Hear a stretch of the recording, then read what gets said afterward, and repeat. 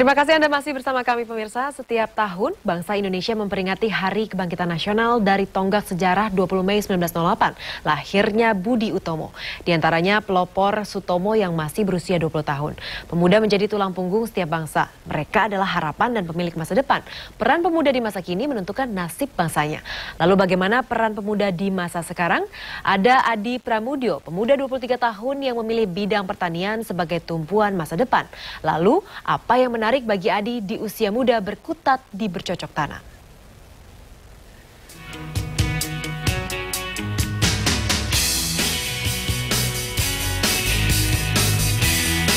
Karena asal orang masih makan, itu bisnis pertanian nggak akan mati.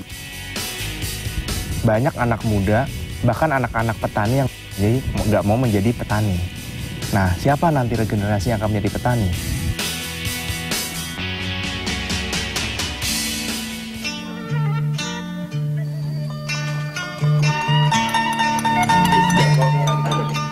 Bertani di Desa Sukadamai, Jonggol, Bogor, Jawa Barat menjadi pilihan Adi Pramudyo. Tanpa canggung, pemuda asal Pati, Jawa Tengah ini berbaur menyiapkan peralatan kebun. Adi lebih menikmati perjalanan terjal berliku pedesaan daripada terjebak kemacetan jalan ibu kota.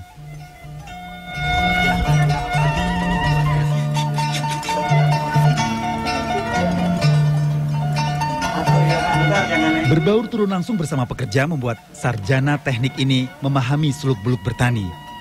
Termasuk tanaman pilihannya berupa rempah, lengkuas, kencur, dan kunyit.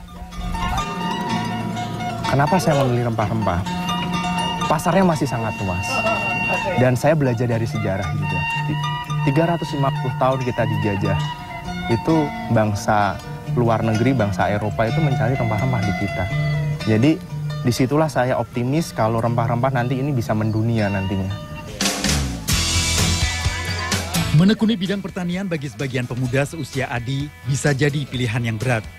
Namun Adi bukan pemuda yang mudah menyerah dengan keadaan. Bagi dirinya, setiap langkah dan kesungguhan akan membuahkan hasil. Istilahnya untuk makan aja waktu itu susah. Jadi saya memberanikan diri ngomong ke orang tua saya mau merantau ke Jakarta. Istilahnya tenang aja untuk biaya kuliah mungkin nanti kita bisa cari lah seperti itu. Jadi itu yang selalu memotivasi saya, selalu membuat saya semangat supaya suatu saat saya ingin membahagiakan mereka seperti itu. Adi bukan petani biasa. 3 tahun merintis perkebunan, kini sudah memiliki lahan rempah seluas 35 hektar. Perjalanan Adi merantau ke ibu kota melewati waktu tanpa berhenti belajar dari cara berjualan hingga akhirnya bercocok tanam. Sebenarnya waktu itu saya mulai berbisnis itu dari pisang coklat. Jadi saya waktu itu masih mencari kuliah, sambil mencari kuliah saya jualan. Setelah bisnis itu selesai, saya memulai lagi jualan jus. Kemudian saya jadi sales deterjen, jadi sales madu juga pernah. Saya awalnya memang di pertanian saya nanamnya singkong. Kenapa saya beralih ke rempah-rempah? Karena waktu itu harga singkong ini benar-benar jatuh sekali. Gitu. Tidak ada usaha yang sia-sia. Jerih payah Adi selama ini terbayar sudah.